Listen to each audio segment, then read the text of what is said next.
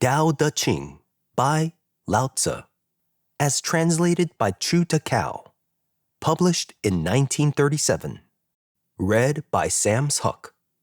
For optimal listenability, the footnotes have been excluded from this reading. Chapter 1. The Tao that can be expressed is not the eternal Tao. The name that can be defined is not the true name. Nonexistence is called the antecedent of heaven and earth. Existence is the mother of all things. From eternal non-existence, therefore, we serenely observe the mysterious beginning of the universe. From eternal existence, we clearly see the apparent distinctions. These two are the same in source and become different when manifested. This sameness is called profundity. Infinite profundity is the gate whence comes the beginning of all parts of the universe. Chapter 2. When all in the world understand beauty to be beautiful, then ugliness exists. When all understand goodness to be good, then evil exists. Thus, existence suggests non-existence. Easy gives rise to difficult. Short is derived from long by comparison. Low is distinguished from high by position. Resonance harmonizes sound. After follows before. Therefore, the sage carries on his business without action and gives his teaching without words. Chapter 3. Not exalting the worthy keeps the people from emulation. Not valuing rare things keeps them from theft. Not showing what is desirable keeps their hearts from confusion. Therefore the sage rules by emptying their hearts, filling their stomachs, weakening their ambitions, and strengthening their bones. He always keeps them from knowing what is evil and desiring what is good. Thus he gives the crafty ones no chance to act. He governs by non-action. Consequently, there is nothing ungoverned. Chapter 4. Tao, when put in use for its hollowness, is not likely to be filled. In its profundity, it seems to be the origin of all things. In its depth, it seems ever to remain. I do not know whose offspring it is, but it looks like the predecessor of nature. Chapter 5. Heaven and earth do not own their benevolence. To them, all things are straw dogs. The sage does not own his benevolence. To him, the people are straw dogs. The space between heaven and earth is like a blacksmith's bellows. Hollow as it seems, nothing is lacking. If it is moved, more will it bring forth. He who talks more is sooner exhausted. It is better to keep what is within himself. Chapter 6. The valley and the spirit never die. They form what is called the mystic mother, from whose gate comes the origin of heaven and earth. This, the origin, seems ever to endure. In use, it can never be exhausted. Chapter 7. Heaven is lasting and earth enduring. The reason why they are lasting and enduring is that they do not live for themselves. Therefore, they live long. In the same way, the sage keeps himself behind and he is in the front. He forgets himself and he is preserved. Is it not because he is not self-interested that his self-interest is established? Chapter 8. The highest goodness is like water. Water is beneficent to all things, but does not contend. It stays in places which others despise. Therefore, it is near Tao. In dwelling, think it a good place to live. In feeling, make the heart deep. In friendship, keep on good terms with men. In words, have confidence. In ruling, abide by good order. In business, take things easy. In motion, make use of the opportunity. Since there is no contention, there is no blame. Chapter 9. Holding and keeping a thing to the very full, it is better to leave it alone. Handling and sharpening a blade, it cannot be long sustained. When gold and jade fill the hall, no one can protect them. Wealth and honor with pride bring with them destruction. To have accomplished merit and acquired fame, then retire. This is the Tao of heaven. Chapter 10. Can you keep the soul always concentrated from straying?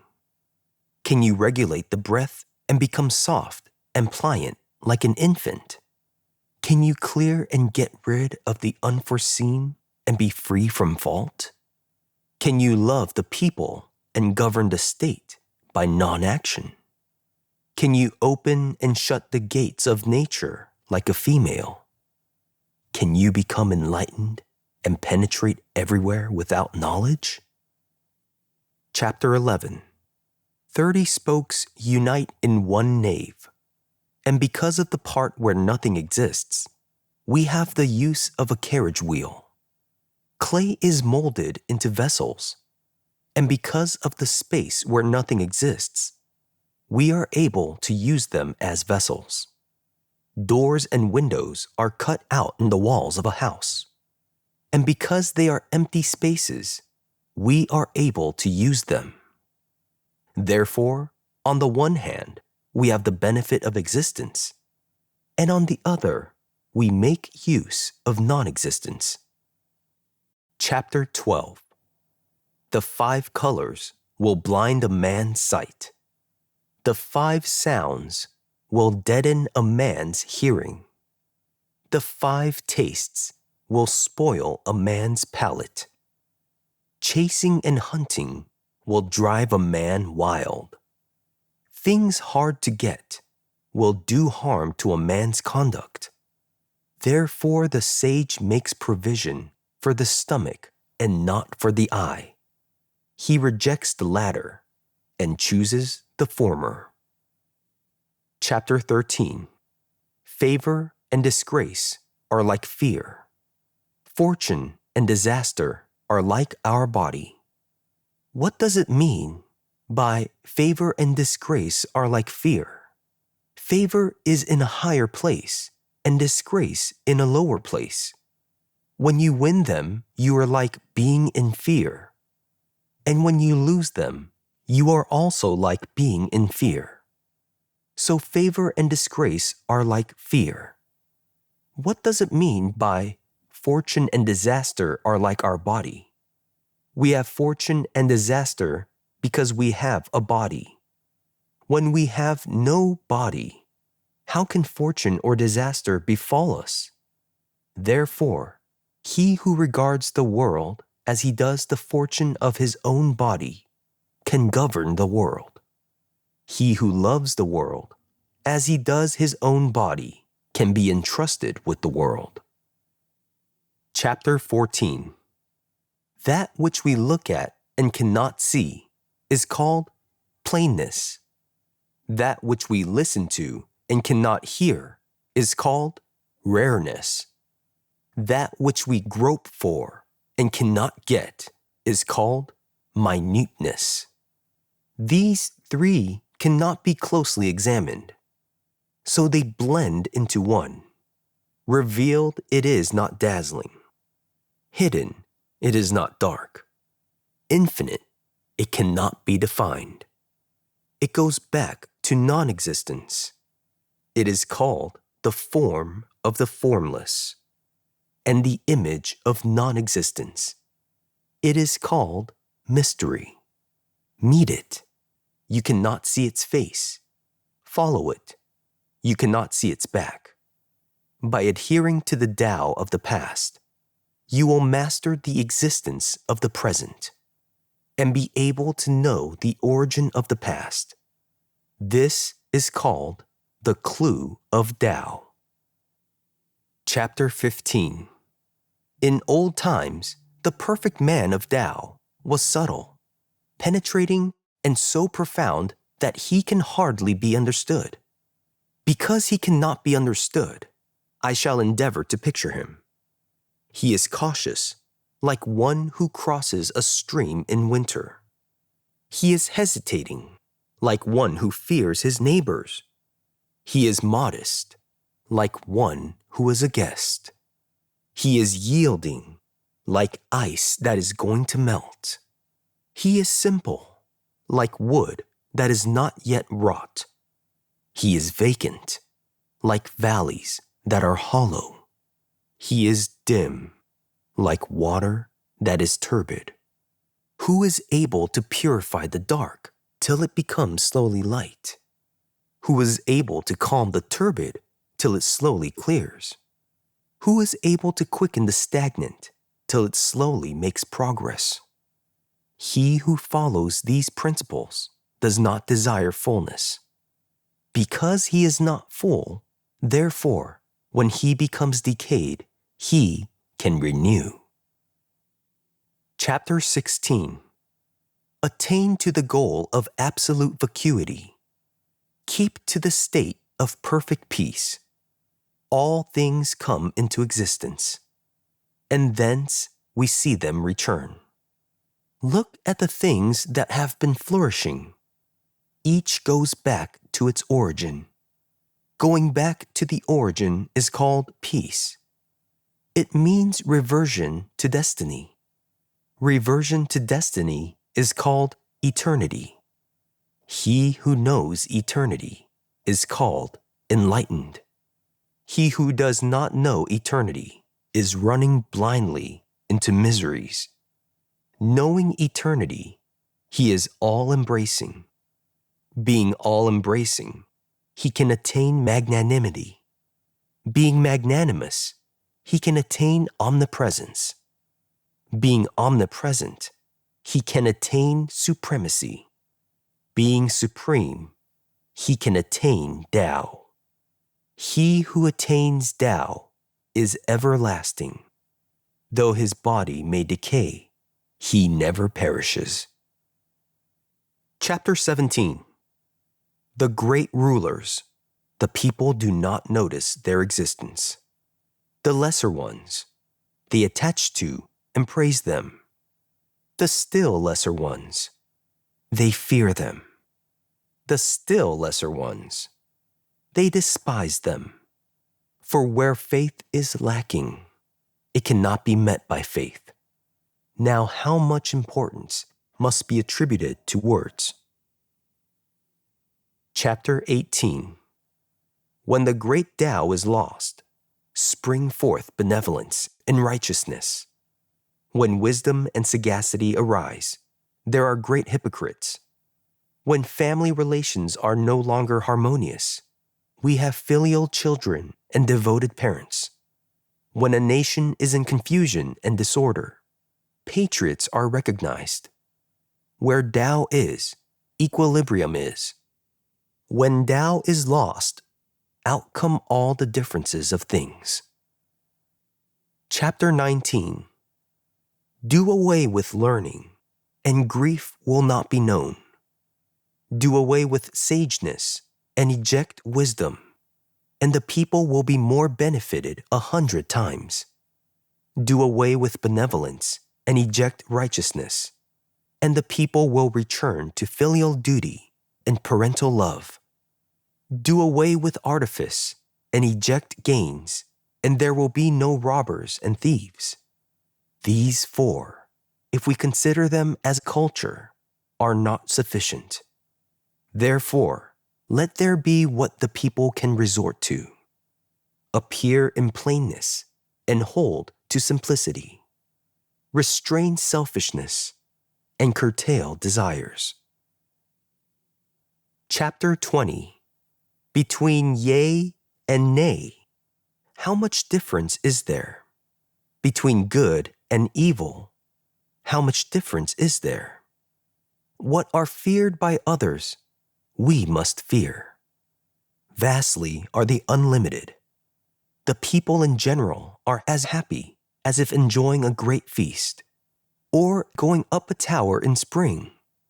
I alone am tranquil, and have made no signs, like a baby who is yet unable to smile, forlorn as if I had no home to go to. Others all have more than enough, and I alone seem to be in want. Possibly mine is the mind of a fool, which is so ignorant.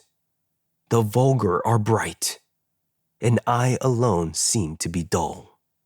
The vulgar are discriminative, and I alone seem to be blunt. I am negligent as if being obscure, drifting as if being attached to nothing. The people in general all have something to do, and I alone seem to be impractical and awkward. I alone am different from others, but I value seeking sustenance from the mother. Chapter 21. The great virtue, as manifested, is but following Tao. Tao is a thing that is both invisible and intangible. Intangible and invisible, yet there are forms in it. Invisible and intangible, yet there is substance to it. Subtle and obscure, there is essence in it. This essence being invariably true, there is faith in it. From of old till now, it has never lost its nameless name, through which the origin of all things has passed. How do I know that it is so with the origin of all things? By this Tao. Chapter 22. Be humble, and you will remain entire. Be bent, and you will remain straight. Be vacant, and you will remain full. Be worn, and you will remain new. He who has little will receive. He who has much will be embarrassed. Therefore the sage keeps to one, and becomes the standard for the world. He does not display himself. Therefore he shines. He does not approve himself. Therefore he is noted. He does not praise himself. Therefore he has merit. He does not glory in himself. Therefore he excels. And because he does not compete, therefore no one in the world can compete with him. The ancient saying, "Be humble, and you will remain entire." Can this be regarded as mere empty words? Indeed, he shall return home entire. Chapter 23. To be sparing of words is natural. A violent wind cannot last a whole morning. Pelting rain cannot last a whole day. Who have made these things but heaven and earth? Inasmuch as heaven and earth cannot last forever, how can man? He who engages himself in Tao is identified with Tao. He who engages himself in virtue is identified with virtue. He who engages himself in abandonment is identified with abandonment. Identified with Tao, he will be well received by Tao. Identified with virtue, he will be well received by virtue. Identified with abandonment, he will be well received by abandonment. Chapter 24. A man on tiptoe cannot stand firm. A man astride cannot walk on. A man who displays himself cannot shine. A man who approves himself cannot be noted. A man who praises himself cannot have merit. A man who glories in himself cannot excel. These, when compared with Tao, are called excess in food and overdoing in action. Even in other things, mostly they are rejected.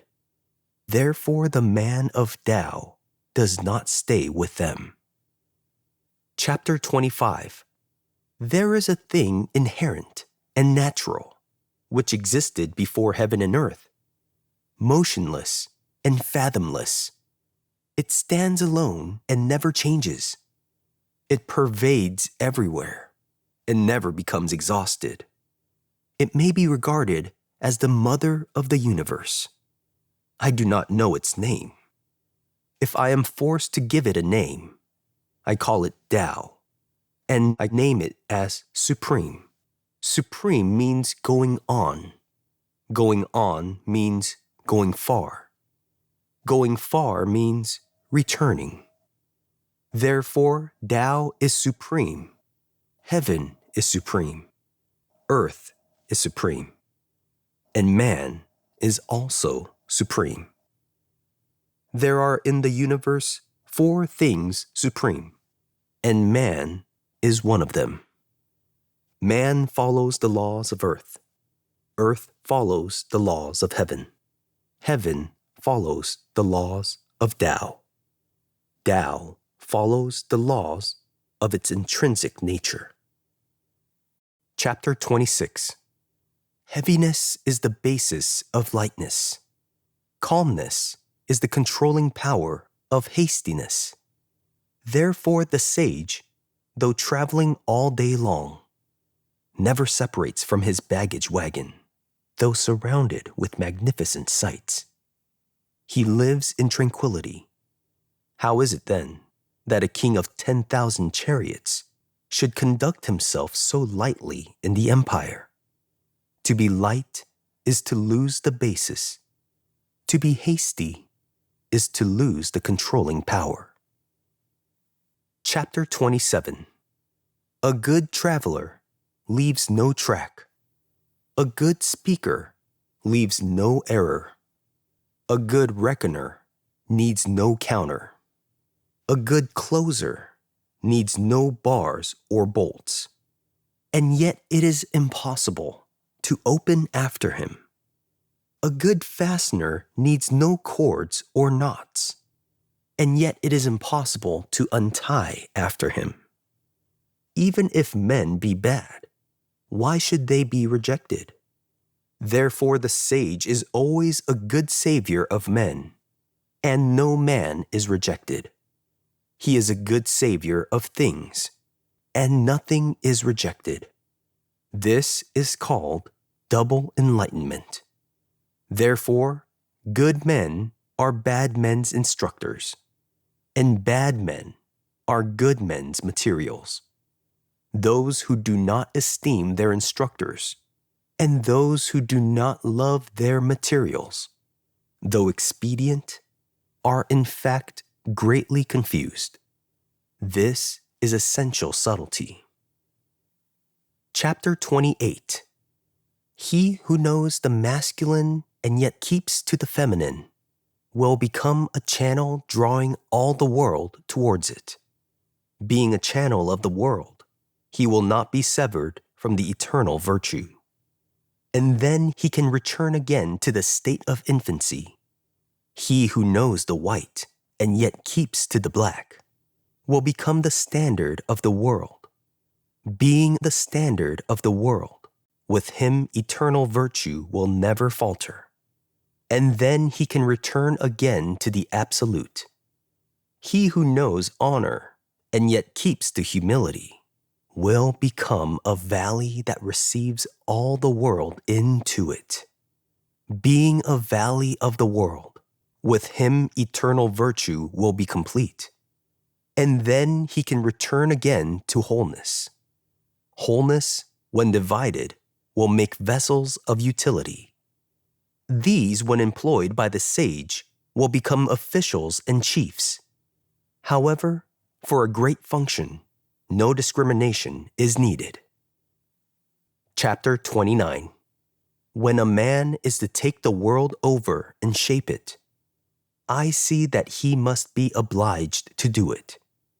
For the world is a divine vessel. It cannot be shaped, nor can it be insisted upon. He who shapes it damages it. He who insists upon it loses it. Therefore the sage does not shape it, so he does not damage it. He does not insist upon it, so he does not lose it. For among all things, some go ahead, while others lag behind. Some keep their mouth shut, while others give forth puffs. Some are strong, while others are weak. Some are on the cart, while others fall off. Therefore the sage avoids excess, extravagance, and indulgence. Chapter 30. He who assists a ruler of men with Tao does not force the world with arms. He aims only at carrying out relief, and does not venture to force his power upon others. When relief is done, he will not be assuming. He will not be boastful. He will not be proud.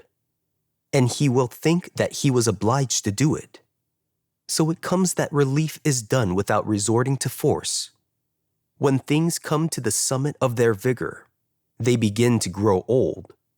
This is against Tao. What is against Tao will soon come to an end. Chapter 31. So far as arms are concerned, they are all implements of ill omen. They are not implements for the man of Tao. For the actions of arms will be well requited. Where armies have quartered, brambles and thorns grow. Great wars are for certain, followed by years of scarcity. The man of Tao, when dwelling at home, makes the left as the place of honor, and when using arms makes the right as the place of honor. He uses them only when he cannot avoid it. In his conquests, he takes no delight. If he take delight in them, it would mean that he enjoys in the slaughter of men. He who takes delight in the slaughter of men cannot have his will done in the world. Chapter 32. Tao was always nameless. When for the first time applied to function, it was named. Inasmuch as names are given, one should also know when to stop. Knowing where to stop, one can become imperishable. Chapter 33. He who knows others is wise. He who knows himself is enlightened. He who conquers others is strong. He who conquers himself is mighty. He who knows contentment is rich. He who keeps on his course with energy has will. He who does not deviate from his proper place will long endure. He who may die but not perish has longevity. Chapter 34. The great Tao pervades everywhere, both on the left and on the right. By it all things came into being, and it does not reject them.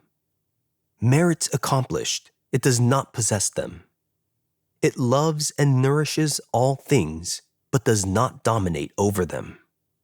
It is always non-existent, therefore it can be named as small. All things return home to it, and it does not claim mastery over them. Therefore, it can be named as great, because it never assumes greatness. Therefore, it can accomplish greatness. Chapter 35. To him who holds to the great form, all the world will go. It will go and see no danger, but tranquility, equality, and community. Music and dainties will make the passing stranger stop. But Tao, when uttered in words, is so pure and void of flavor. When one looks at it, one cannot see it. When one listens to it, one cannot hear it. However, when one uses it, it is inexhaustible. Chapter 36. In order to contract a thing, one should surely expand it first. In order to weaken, one will surely strengthen first. In order to overthrow, one will surely exalt first. In order to take, one will surely give first. This is called subtle wisdom. The soft and weak can overcome the hard and the strong. As the fish should not leave the deep, so should the sharp implements of a nation not be shown to anyone. Chapter 37. Tao is ever inactive, and yet there is nothing that it does not do. If princes and kings could keep to it, all things would of themselves become developed. When they are developed, desire would stir in them. I would restrain them by the nameless simplicity, in order to make them free from desire. Free from desire, they would be at rest, and the world would of itself become rectified. However insignificant simplicity seems, the whole world cannot make it submissive. If princes and kings could keep to it, all things in the world would of themselves pay homage. Heaven and earth would unite to send down sweet dew. The people with no one to command them would of themselves become harmonious. When merits are accomplished and affairs completed, the people would speak of themselves as following nature. Chapter 38. The superior virtue is not conscious of itself as virtue. Therefore, it has virtue. The inferior virtue never lets off virtue. Therefore, it has no virtue. The superior virtue seems inactive, and yet there is nothing it does not do. The inferior virtue acts, and yet it leaves things undone. The superior benevolence acts without a motive. The superior righteousness acts with a motive. The superior ritual acts, but at first no one responds to it. Gradually, people raise their arms and follow it. Therefore, when Tao is lost, virtue follows. When virtue is lost, benevolence follows. When benevolence is lost, righteousness follows. When righteousness is lost, ritual follows. Ritual, therefore, is the attenuation of loyalty and faith and the outset of confusion. Foreknowledge is the flower of Tao and the beginning of folly. Therefore, the truly great man keeps to the solid and not to the tenuous, keeps to the fruit and not to the flower. Thus, he rejects the latter and takes the former. Chapter 39. From of old, the things that have acquired unity are these. Heaven by unity has become clear. Earth by unity has become steady. The spirit by unity has become spiritual. The valley by unity has become full. All things by unity have come into existence. Princes and kings by unity have become rulers of the world. If heaven were not clear, it would be rent. If earth were not steady, it would be tumbled down. If the spirit were not active, it would pass away. If the valley were not full, it would be dried up. If all things were not existing, they would be extinct. If princes and kings were not rulers, they would be overthrown. The noble must be styled in the terms of the humble. The high must take the low as their foundation. Therefore, princes and kings call themselves the ignorant, the virtueless, and the unworthy. Does this not mean that they take the humble as their root? What men hate most are the ignorant, the virtueless, and the unworthy. and yet princes and kings choose them as their titles. Therefore, the highest fame is to have no fame. Thus, kings are increased by being diminished. They are diminished by being increased. It is undesirable to be as prominent as a single gem, or as monotonously numerous as stones. Chapter 40. Returning is the motion of Tao. Weakness is the appliance of Tao. All things in the universe come from existence, and existence from non-existence. Chapter 41. When the superior scholar is told of Tao, he works hard to practice it. When the middling scholar is told of Tao, it seems that sometimes he keeps it and sometimes he loses it. When the inferior scholar is told of Tao, he laughs aloud at it. If it were not laughed at, it would not be sufficient to be Tao. Therefore, the proverb says, Tao in enlightenment seems obscure. Tao in progress seems regressive. Tao in its straightness seems rugged. The highest virtue seems like a valley. The purest white seems discolored.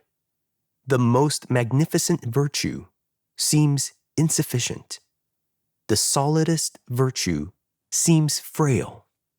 The simplest nature seems changeable. The greatest square has no angles. The largest vessel is never complete. The loudest sound can scarcely be heard. The biggest form cannot be visualized. Tao, while hidden, is nameless. Yet it is Tao alone that is good at imparting and completing. Chapter 42. Tao begets one. One begets two. Two begets three. Three begets all things.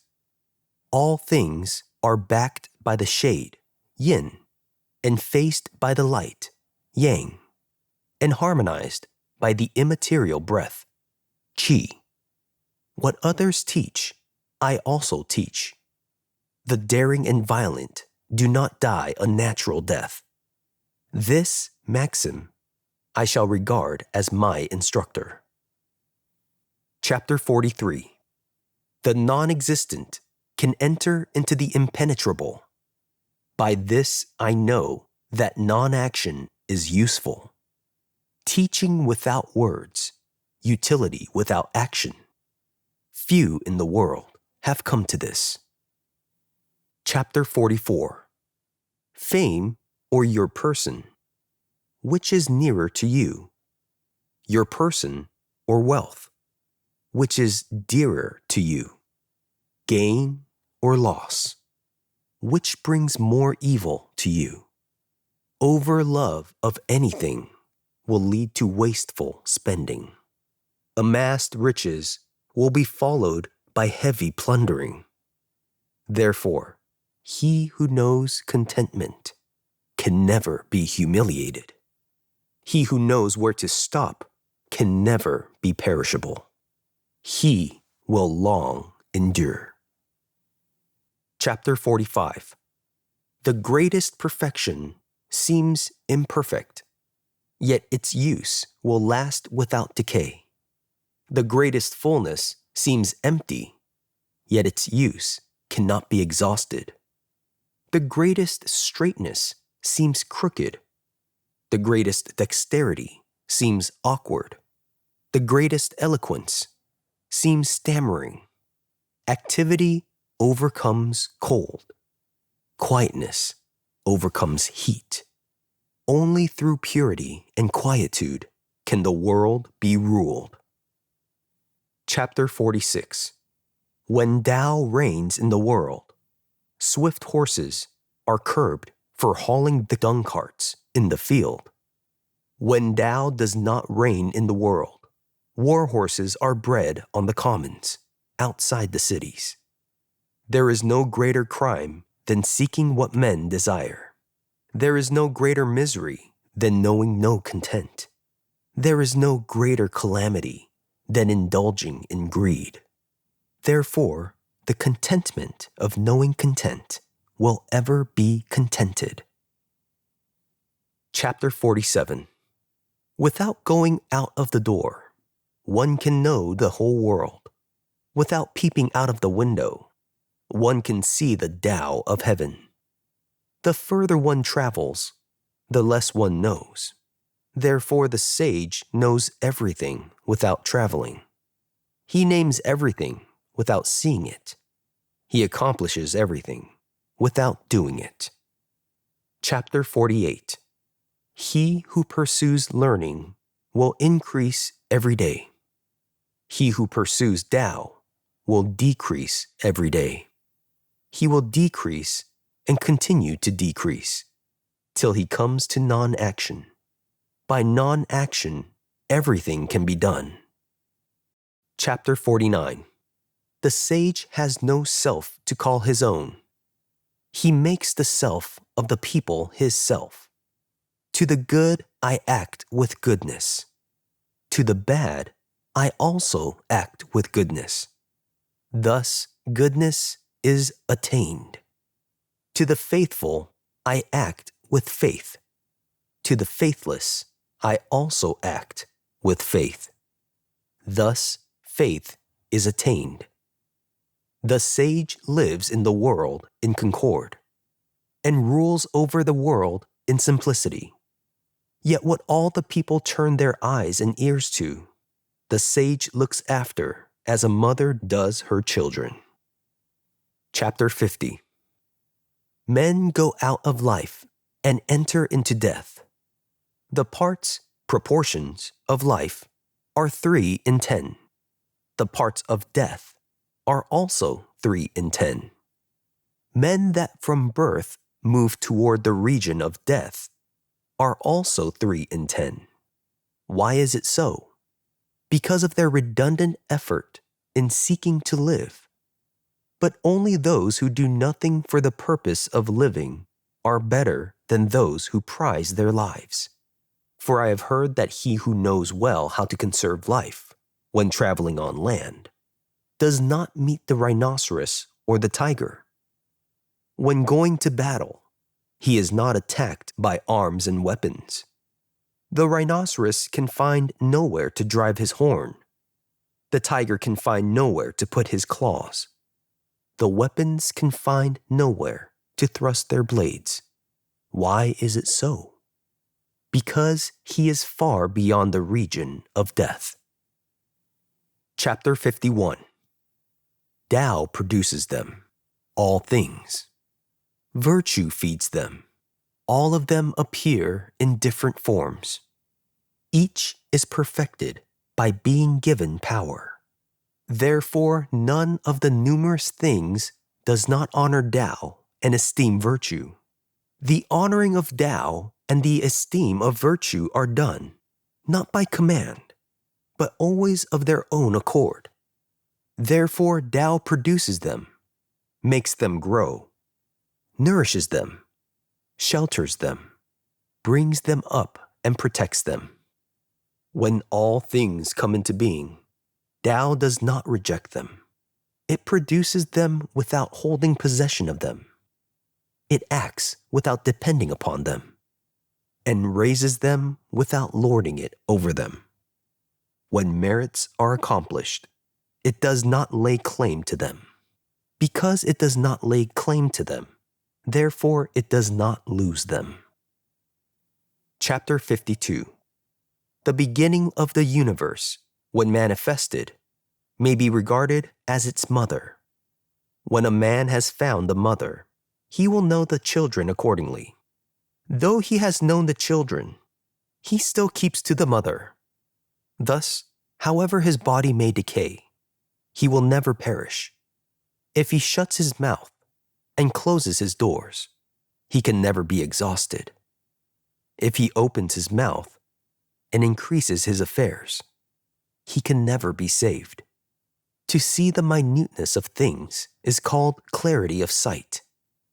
To keep to what is weak is called power. Use your light, but dim your brightness. Thus you will cause no harm to yourself. This is called following the eternal Tao. Chapter 53. Let me have sound knowledge and walk on the great way, Tao. Only I am in fear of deviating. The great way is very plain and easy, but the people prefer bypaths. While the royal palaces are very well kept, the fields are left weedy and the granaries empty. To wear embroidered clothes, to carry sharp swords, to be satiated in drink and food, to be possessed of redundant riches. This is called encouragement to robbery. Is it not deviating from Tao? Chapter 54. What is planted by the best planter can never be removed.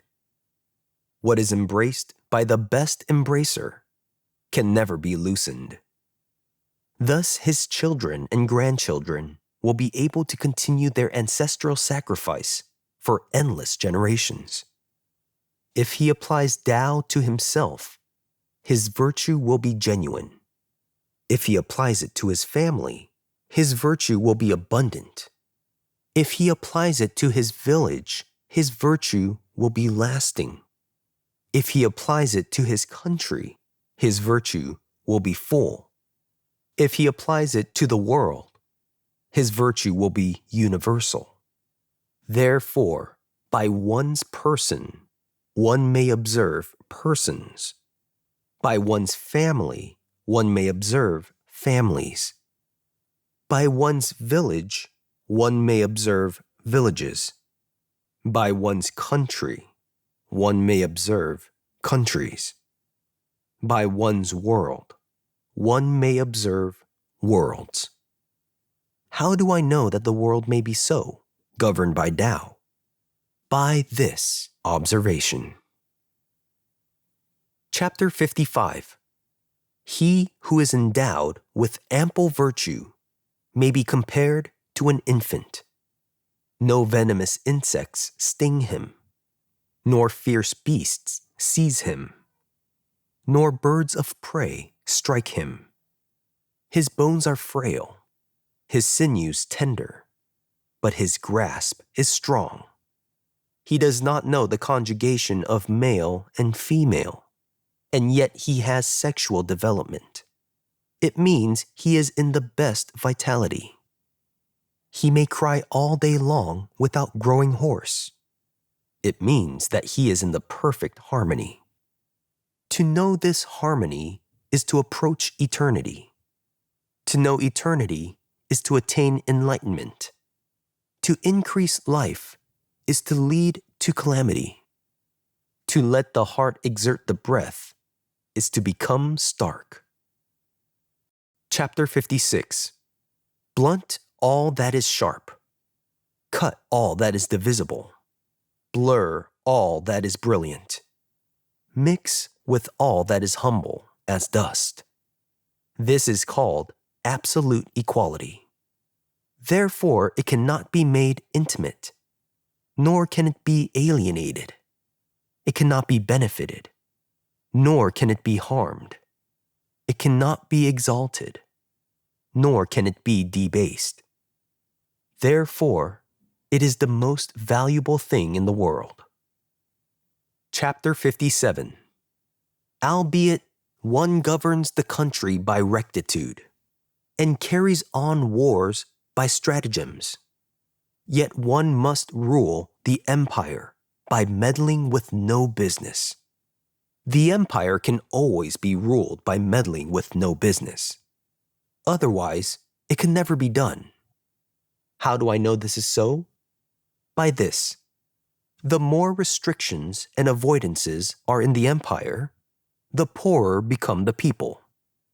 The more sharp implements the people keep, the more confusions are in the country. The more arts and crafts men have, the more are fantastic things produced. The more laws and regulations are given, the more robbers and thieves there are. Therefore the sage says, "Inasmuch as I betake myself to non-action, the people of themselves become developed. Inasmuch as I love quietude, the people of themselves become righteous. Inasmuch as I make no fuss, the people of themselves become wealthy. Inasmuch as I am free from desire, the people of themselves remain simple." Chapter 58. When the government is blunt and inactive, the people will be happy and prosperous. When the government is discriminative, the people will be dissatisfied and restless. It is upon misery that happiness rests. It is under happiness that misery lies. Who then can know the supremacy, good government? Only when the government does no rectifying. Otherwise, rectitude will again become stratagem, and good become evil. Men have been ignorant of this since long ago. Therefore the sage is square, but does not cut others. He is angled, but does not chip others. He is straight, but does not stretch others.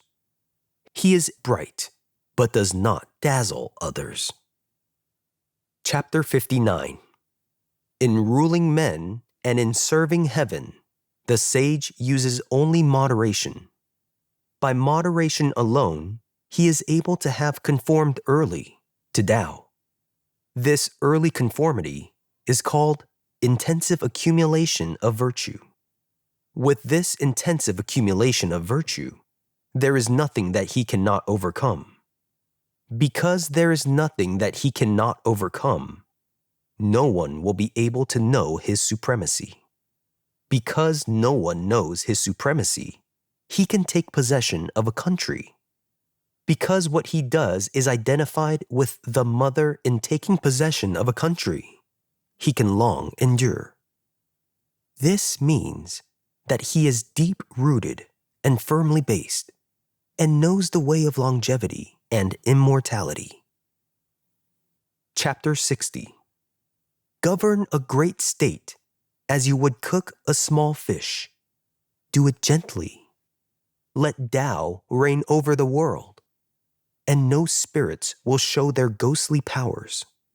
Not that the spirits have no more powers, but their powers will not harm men, nor will the sage harm the people, inasmuch as none of them harms anybody.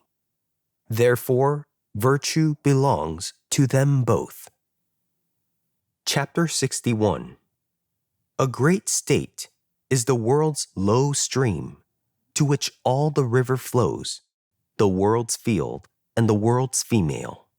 The female always conquers the male by quietude, which is employed as a means to lower oneself. Thus, a great state lowers itself towards a small state before it takes over the small state. A small state lowers itself towards a great state before it takes over the great state. Therefore, some lower themselves to take, while some lower themselves to gather. A great state wishes nothing more than to have and keep many people, and a small state wishes nothing more than to get more things to do. When the two both mean to obtain their wishes, the greater one should lower itself. Chapter 62. Tao is the source of all things, the treasure of good men, and the sustainer of bad men. Therefore, at the enthronement of an emperor and the appointment of the 3 ministers, better still than those who present jewels followed by horses, is the one who sitting presents, propounds this Tao. Why did the ancients prize this Tao? Was it not because it could be attained by seeking, and thus sinners could be freed? For this reason, it has become the most valuable thing in the world. Good words will procure one honor. Good deeds will get one credit. Chapter 63. Act non-action. Undertake no undertaking. Taste the tasteless. The sage desires the desireless, and prizes no articles that are difficult to get.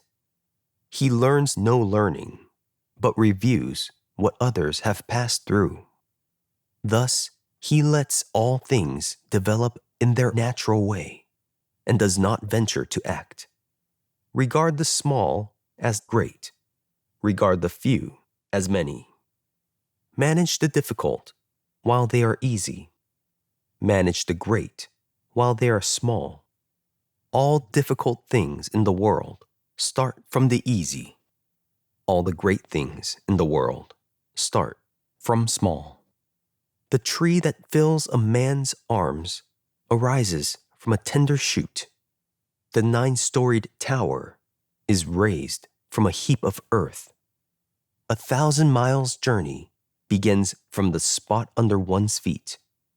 Therefore, the sage never attempts great things, and thus he can achieve what is great. He who makes easy promises will seldom keep his word. He who regards many things as easy will find many difficulties. Therefore, the sage regards things as difficult, and consequently never has difficulties. Chapter 64. What is motionless is easy to hold. What is not yet foreshadowed is easy to form plans for. What is fragile is easy to break. What is minute is easy to disperse. Deal with a thing before it comes into existence. Regulate a thing before it gets into confusion. The common people in their business often fail on the verge of succeeding. Take care with the end as you do with the beginning, and you will have no failure. Chapter 65. In olden times, the best practicers of Tao did not use it to awaken the people to knowledge, but used it to restore them to simplicity. People are difficult to govern because they have much knowledge.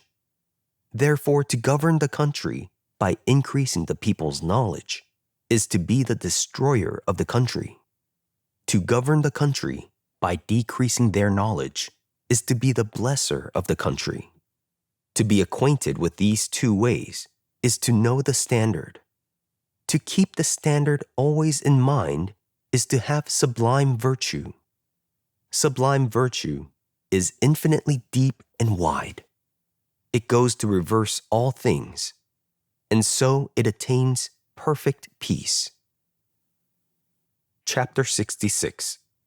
As Tao is to the world, so are streams and valleys to the rivers and seas. Rivers and seas can be kings to all valleys because the former can well lower themselves to the latter. Thus, they become kings to all valleys. Therefore, the sage, in order to be above the people, must in words keep below them. In order to be ahead of the people, he must in person keep behind them. Thus, when he is above, the people do not feel his burden. When he is ahead, the people do not feel his hindrance. Therefore, all the world is pleased to hold him in high esteem and never get tired of him. Because he does not compete, therefore no one competes with him. Chapter 67. All the world says to me, great as Tao is, it resembles no description, form. Because it is great, therefore it resembles no description. If it resembled any description, it would have long since become small.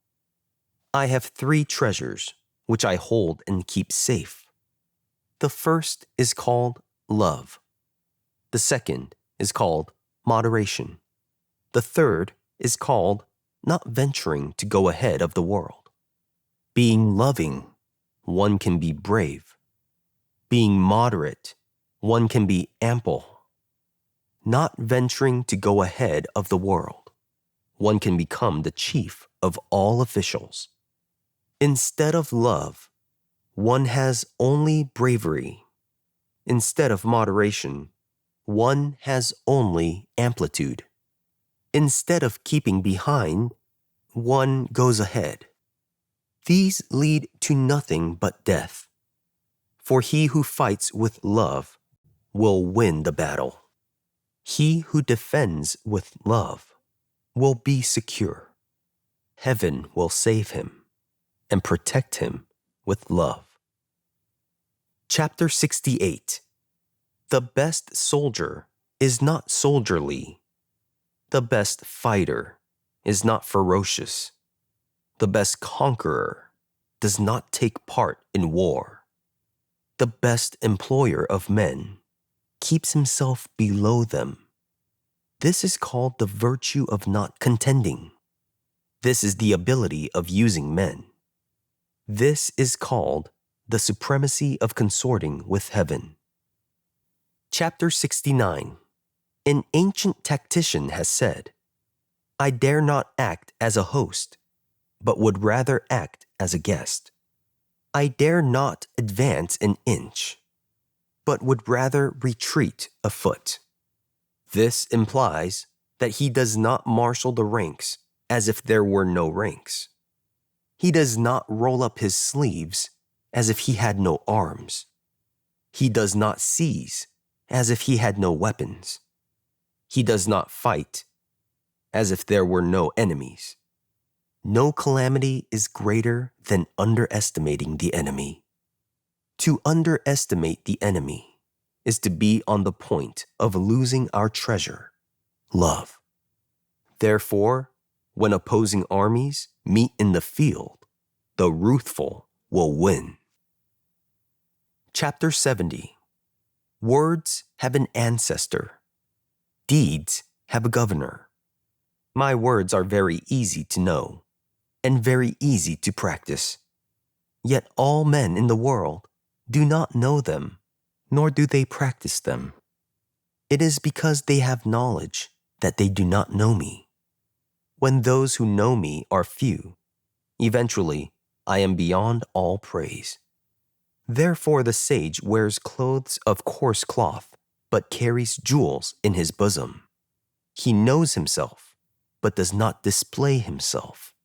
He loves himself, but does not hold himself in high esteem. Thus he rejects the latter and takes the former. Chapter 71. Not knowing that one knows is best. Thinking that one knows when one does not know is sickness. Only when one becomes sick of the sickness can one be free from the sickness. The sage is never sick because he is sick of this sickness. Therefore, he is not sick. Chapter 72. If the people have no fear of their ruling authority, still greater fear will come. Be sure not to give them too narrow a dwelling, nor make their living scanty. Only when their dwelling place is no longer narrow will their dissatisfaction come to an end. Chapter 73. He who shows courage in daring will perish. He who shows courage in not daring will live. To know these two is to distinguish the one, benefit, from the other, harm. Who can tell that one of them should be loathed by heaven? The Tao of heaven does not contend, yet it surely wins the victory. It does not speak, yet it surely responds. It does not call, yet all things come of their own accord. It remains taciturn, yet it surely makes plans. The net of heaven is vast, and its meshes are wide, yet from it nothing escapes. Chapter 74. When the people are not afraid of death, what use is it to frighten them with the punishment of death? If the people were constantly afraid of death, and we could arrest and kill those who commit treacheries, who then would dare to commit such? Only the supreme executioner kills. To kill in place of the supreme executioner is to hack instead of a great carpenter. Now, if one hacks in place of a great carpenter, one can scarcely avoid cutting one's own hand. Chapter 75. The people starve because their officials take heavy taxes from them. Therefore, they starve. The people are hard to rule because their officials meddle with affairs. Therefore, they are hard to rule. The people pay no heed to death because they endeavor to seek life. Therefore, they pay no heed to death. Chapter 76. Man, when living, is soft and tender. When dead, he is hard and tough. All animals and plants, when living, are tender and fragile. When dead, they become withered and dry. Therefore, it is said, the hard and the tough are parts of death. The soft and the tender are parts of life. This is the reason why soldiers, when they are too tough, cannot carry the day. The tree, when it is too tough, will break. The position of the strong and great is low, and the position of the weak and tender is high. Chapter 77. Is not the Tao of heaven like the drawing of a bow? It brings down the part which is high. It raises the part which is low. It lessens the part which is redundant, convex. It fills up the part which is insufficient, concave. The Tao of heaven is to lessen the redundant and fill up the insufficient. The Tao of man, on the contrary, is to take from the insufficient and give to the redundant. Who can take from the redundant and give to the insufficient? Only he who has Tao can. Therefore, the sage does not hoard. The more he helps others, the more he benefits himself. The more he gives to others, the more he gets himself. The Tao of heaven does one good, but never does one harm. The Tao of the sage acts, but never contends. Chapter 78. The weakest things in the world can overmatch the strongest things in the world. Nothing in the world can be compared to water for its weak and yielding nature. Yet in attacking the hard and the strong, nothing proves better than it, for there is no other alternative to it. The weak can overcome the strong, and the yielding can overcome the hard. This all the world knows, but does not practice. Therefore the sage says, he who sustains all the reproaches of the country can be master of the land. He who sustains all the calamities of the country can be king of the world. These are words of truth, though they seem paradoxical. Chapter 79. Return love for great hatred. Otherwise, when a great hatred is reconciled, some of it will surely remain. How can this end in goodness? Therefore the sage holds to the left half of an agreement, but does not exact what the other holder ought to do. The virtuous resort to agreement. The virtueless resort to exaction. The Tao of heaven shows no partiality. It abides always with good men. Chapter 80. Supposing here is a small state with few people. Though there are various vessels, I will not have them put in use. I will make the people regard death as a grave matter, and not go far away. Though they have boats and carriages, they will not travel in them. Though they have armor and weapons, they will not show them. I will let them restore the use of knotted cords instead of riding. They will be satisfied with their food, delighted in their dress, comfortable in their dwellings, happy with their customs, though the neighboring states are within sight, and their cocks crowing and dogs barking within hearing. The people of the small state will not go there all their lives. Chapter 81. He who knows does not speak. He who speaks does not know. He who is truthful is not showy. He who is showy is not truthful. He who is virtuous does not dispute. He who disputes is not virtuous. He who is learned is not wise. He who is wise is not learned.